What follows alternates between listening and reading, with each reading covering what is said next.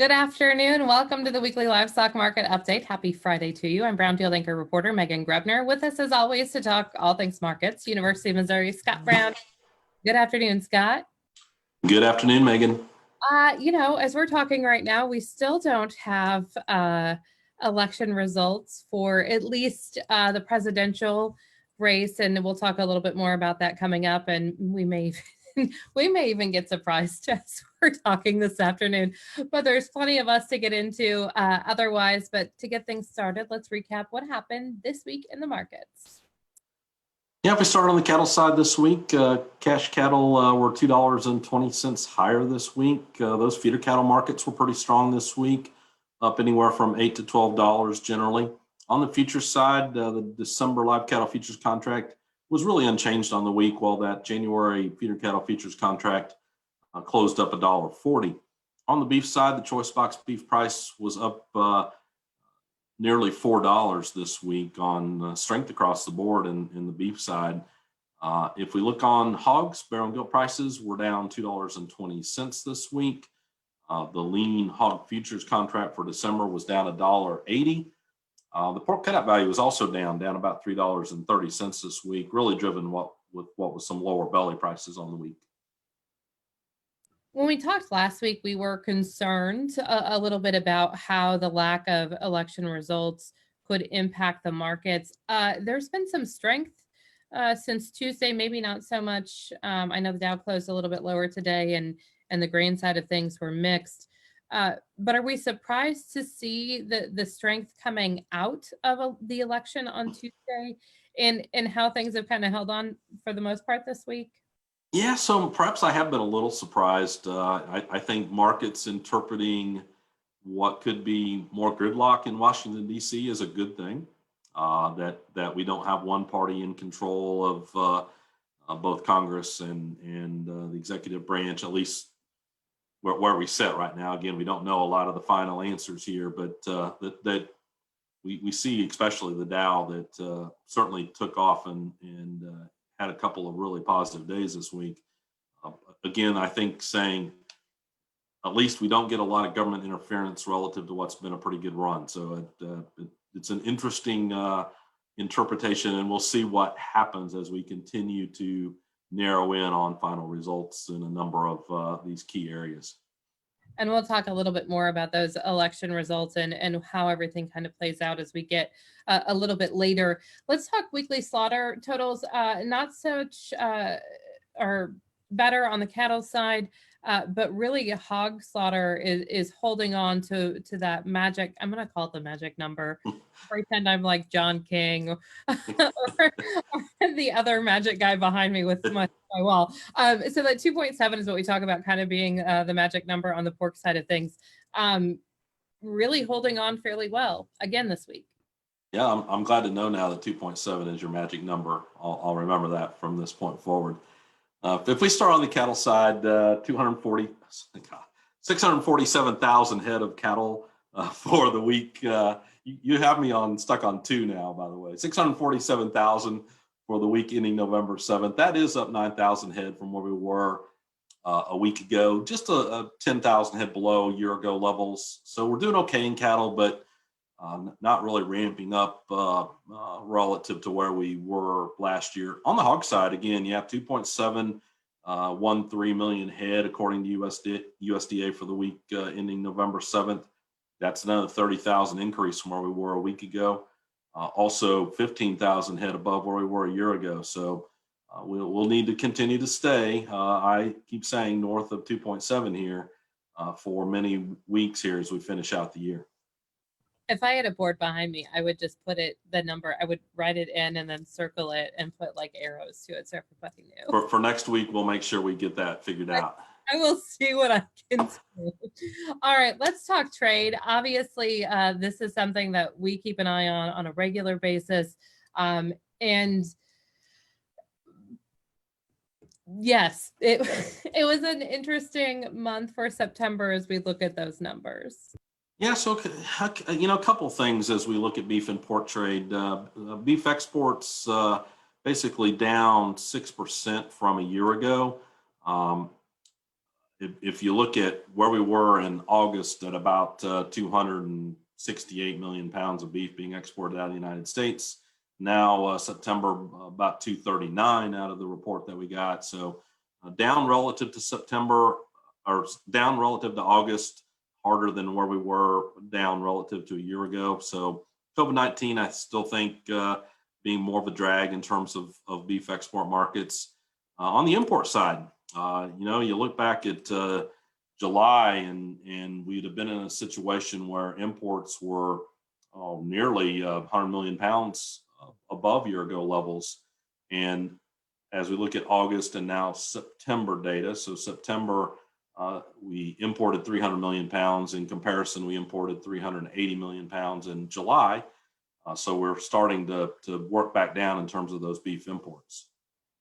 I think the question that people probably ask is, why do we import any beef? Obviously, we like to see demand for our product as well, and we know we have plenty of it here. So what causes us and what forces us to import beef on that side?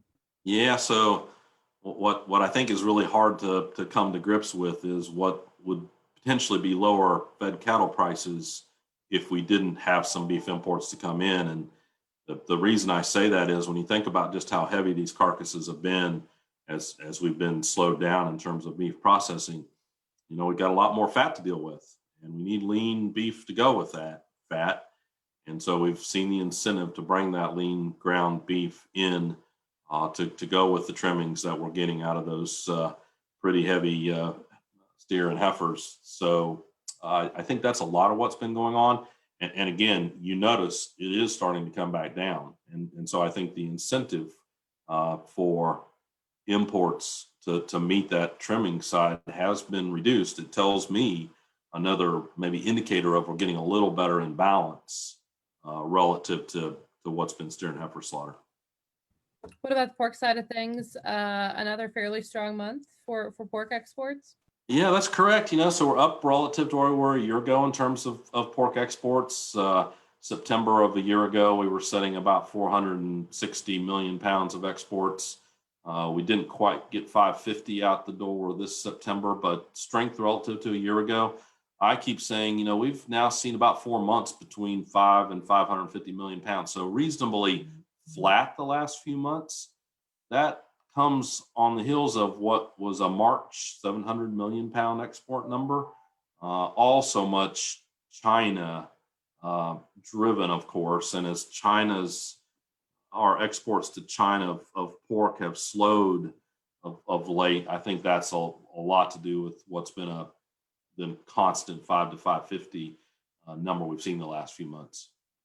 How much are we continuing to watch those weekly export sales reports to see what's going out specifically to China as we think about that phase one trade deal? Yeah, so very carefully, and I struggle sometimes. I like to wait for the monthly data. I feel more comfortable with that, but the weekly data sure gives us a little better sense of what's going on.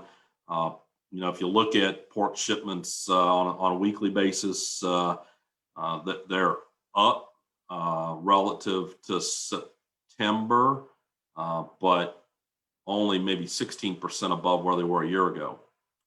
So maybe starting to see that even in the weekly data in terms of shipments. Now, sales, I think we're still seeing some pretty strong sales numbers going on there. And so we're going to have to rectify sales versus shipments at some point. And that's one of the issues we always face in that weekly data.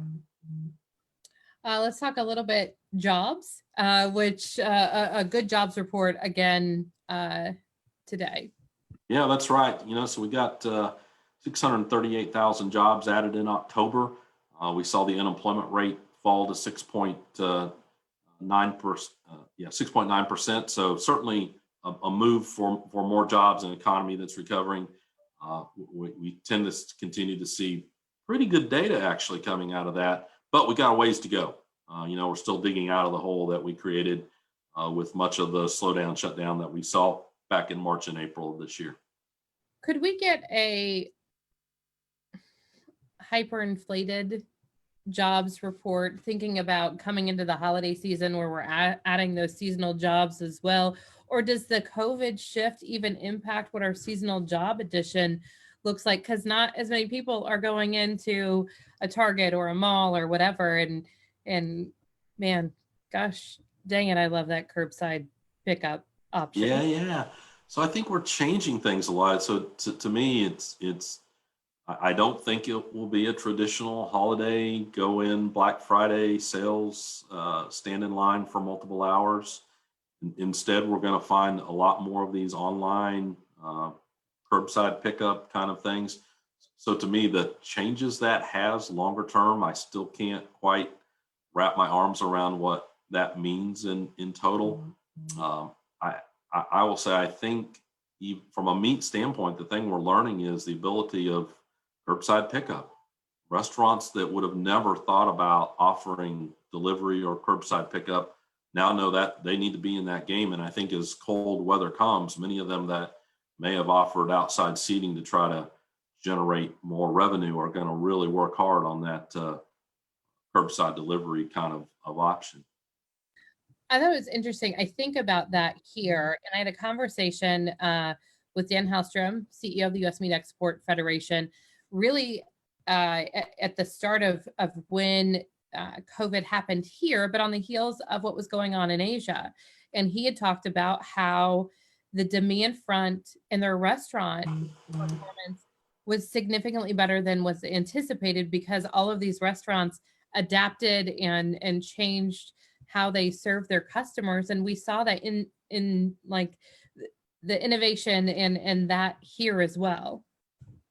Yeah, absolutely. It's amazing how well, in some ways, we have changed to deal with COVID-19, especially from that standpoint. That I think if we hadn't had COVID-19, we would have been a much slower trend to maybe talk about a lot more curbside pickup, for example.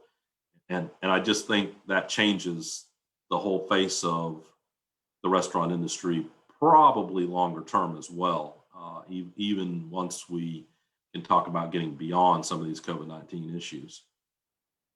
Before we wrap up this afternoon, I think we need to talk, obviously, election, and we alluded to that a little bit earlier, but there's still not just the presidency that hasn't been finalized yet. You look at what's going on in the Senate side of things, and we won't know the outcome and the breakout of the Senate, it looks like, until January. Yeah, that's true. Again, it's been amazing just how markets have reacted generally. We've seen, again, higher moves in the stock market this week. Nothing really that's made markets too nervous at this point. That there's going to be a lot of things that Congress is going to have to work on, and it's interesting that work is going to have to take place probably without knowing some of the election outcomes, and yet it's got to get done. I think the last thing we're going to talk about is a government shutdown, so December 11th is going to loom large for perhaps what would be a final budget deal in this lame duck session, and so we'll have to wait and see how that plays out. Do we worry about, I know we won't have a farm bill in this Congress, but it's not that far down the road. How do we look at, we're going to see a new chairman in the House Ag Committee. We're going to see a new ranking member in the House Ag Committee. We're going to see a new chair of the Senate, or at least a new chair or ranking member, depending on how that kind of falls out. How does that impact what goes on the ag side of things, and how ag is maybe perceived and received from Congress when you lose a member like Colin Peterson, who seemingly had the ear of Nancy, the Speaker of the House? Yeah, well, so I think the short answer is it's going to could look significantly different, right? I not earth-shattering comment on that front, but exactly how it plays out. Again, I think you mentioned Chairman Peterson certainly understood agriculture, as he had a long history in working on farm legislation. I think as you look at new leadership, some of that history won't transfer. So we might see some different ideas. And I remind you, the current Farm Bill set to expire in 2023. We could conceivably, I suppose, start talking about that next Farm Bill already in 2021. And so we'll have to wait and see. There's certainly interest lining up, on the House side of members that want to be in that chair spot. So, but I think it will be different, and the mix of ag programs and food stamps and other programs could look different coming out of the next side. So a little early, but certainly I don't think we're going to find that it's the same group. We went through the last couple of farm bills, and it was a pretty normal group of members of Congress that were really working on farm legislation. So we could see some maybe bigger changes again out of the next farm bill.